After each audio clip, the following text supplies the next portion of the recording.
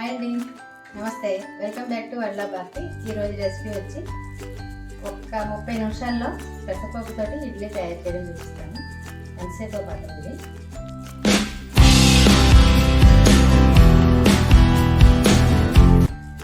రెసిపీలోకి వెళ్ళిపోదాం. Video start చేద్దాం. ముందుగా 2 గంటలు నానబెట్టుకున్న పెసరపప్పుని మిక్సీ పట్టేసుకుందాం. 2 గంటలకి ఇలా నానుతుంది పెసరపప్పు. చాలు. పెసరపప్పు అయితే తొందరగానే నానిపోద్ది కదా.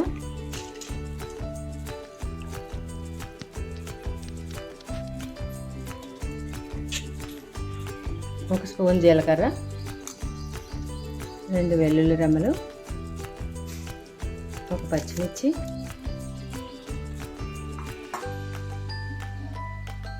ఒక కప్పు పెరుగు, చిన్న ఇంచు అల్లం,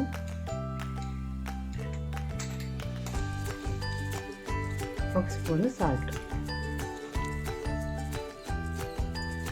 చట్నీ తయారు చేసుకుందాం.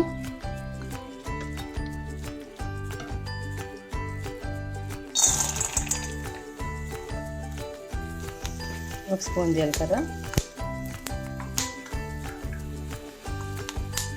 పచ్చిమిర్చి,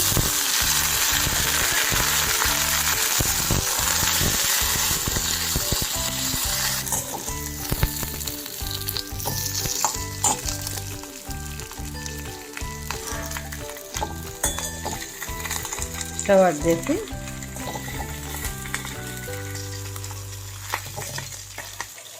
ఇవి తీసేసుకుని చల్లారబెట్టుకుని మిక్సీ పట్టుకుందాం.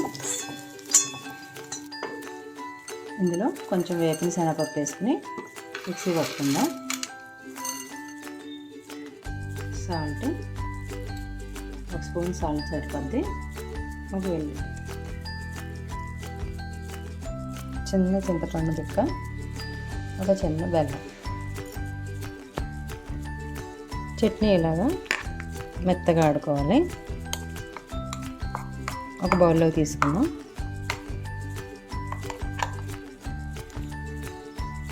అదే కళాయిలో మనం వేయించుకున్న కళాయిలోనే తాలింపులు వేసుకుందాం.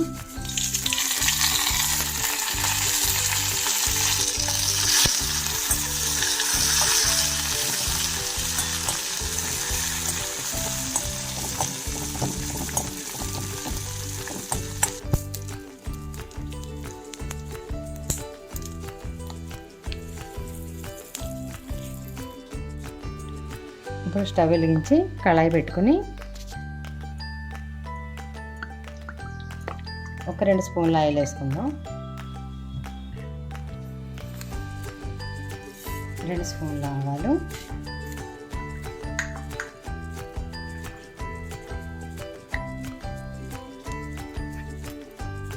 ఒక స్పూన్ మినపప్పు,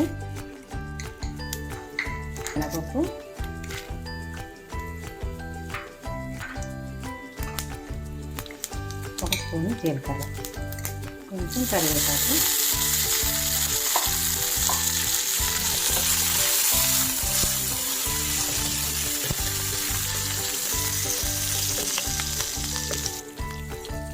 క్యారెట్, ఒక చిన్న క్యారెట్ సన్నగా తరుక్కోవాలి. ఒక చిన్న టమాటా సన్నగా తరుక్కొని వేసుకుని మొత్తం కొంచెం పచ్చివాసన పోయేదాకా వేయించుకోవాలి.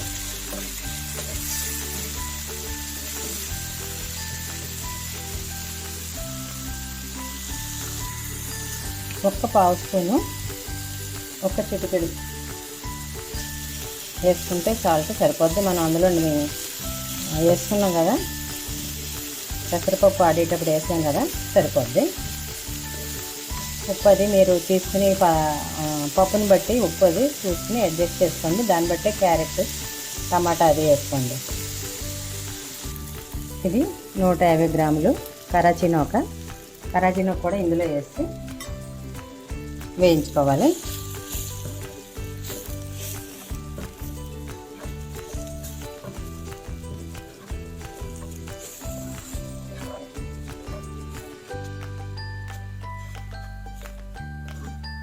ఇది కొంచెం పచ్చివాసన పోయేదాకా వేయించుకొని స్టవ్ ఆఫ్ చేసుకుందాం. ఇప్పుడు మిక్సీ పట్టుకున్న పెసరపప్పుని ఇందులో వేసుకుందాం బౌల్లో.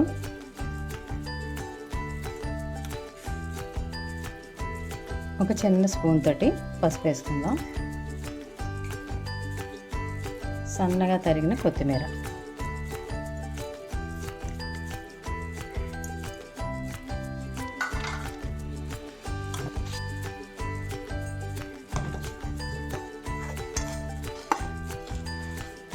మనం వేయించిన నూకని వెజిటబుల్స్ని ఇందులో వేసేసుకుందాం.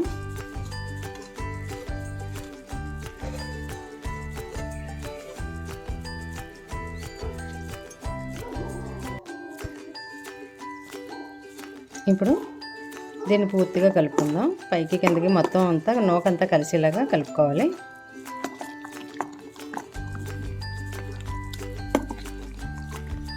మనకి రెడీమేడ్గా ఇడ్లీ తయారైపోద్ది. ఇలా అయితే పప్పు నానబెట్టలేదు అది మనం అనుకోకుండా చక్కగా ఇలాగా చేసుకుని దీన్ని ఇప్పుడు 10 నిమిషాలు ఇలా రెస్ట్ చేద్దాం. నూక నానాలి కదా, 10 నిమిషాలు చాలు. ఇలా కలిపేసుకుని పిండి 10 నిమిషాలు మూత పెట్టేద్దాం.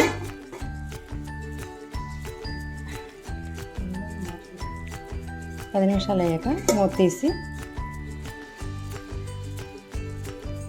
కొంచెం ఈనో వేసుకోవాలి, ఒక చిన్న స్పూన్ తోటి.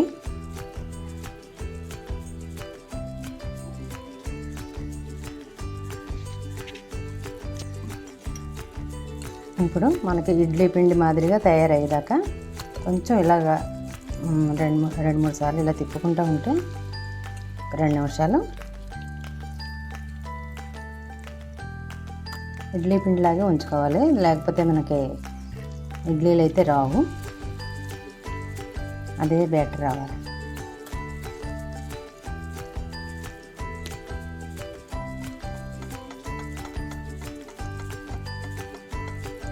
ఇప్పుడే మనం సాల్ట్ అది తగ్గితే వేసుకోవచ్చు.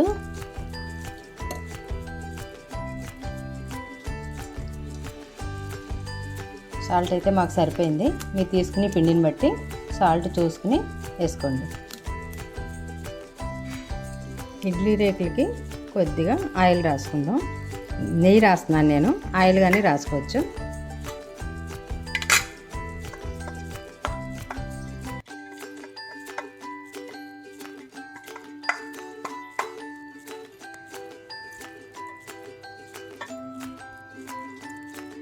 ఇడ్లీ పెట్టుకుందాం.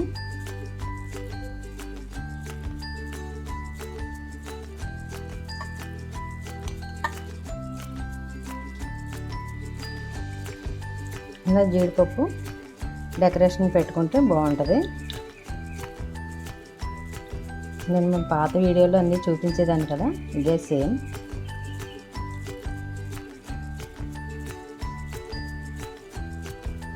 ఈ వీడియోలన్నీ ఈ వెరైటీ ఇడ్లీలు, వెరైటీ దోశలు వేసి చూపించేదాన్ని కదా.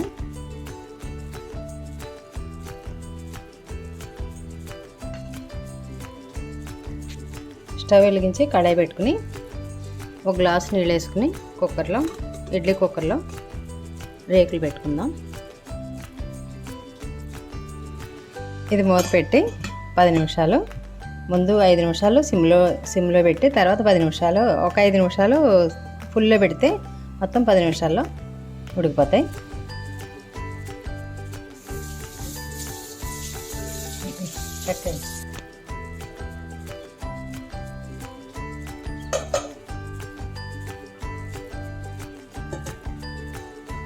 అయిపోయింది. ఇప్పుడు బయటికి తీసి చల్లారి పెట్టుకుని ప్లేట్లు వేసుకుందాం.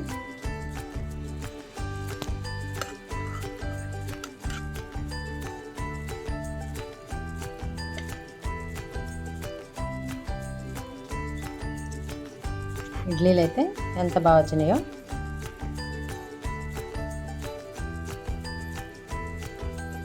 ఇందులో పెసరపప్పు కదా, కరాచీనోగా హై ప్రోటీన్స్ ఉంటాయి ఇందులో.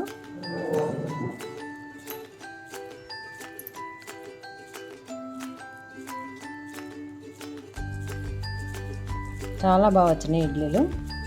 వెయిట్ లాస్కి కూడా చాలా మంచిది.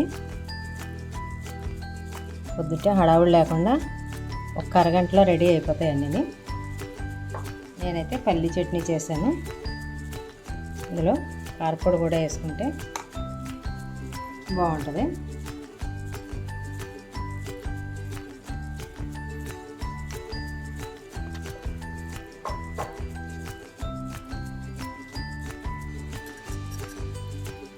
కారపొడి, నెయ్యి.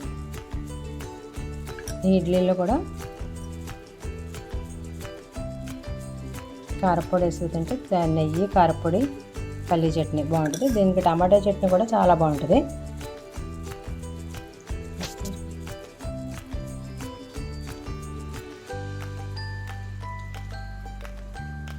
చాలా హెల్దీ, టేస్టీ ఇడ్లీలు రెడీ అయిపోయినాయి.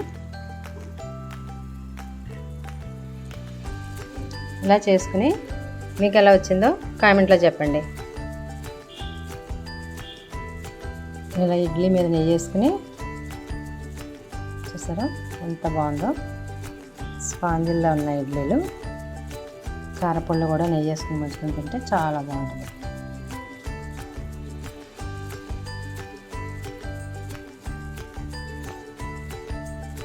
చట్నీలో ముంచుకుని తింటే ఇంకా బాగుంటుంది ఇడ్లీ. ఈ వీడియో కానీ మీకు నచ్చితే ఒక లైక్ చేయండి, షేర్ చేయండి, సబ్స్క్రైబ్ చేయండి, మన ఛానల్ని ఎంకరేజ్ చేయండి. Thanks for watching. మరొక మంచి వీడియోతోటి మళ్ళీ కలుసుకుందాం.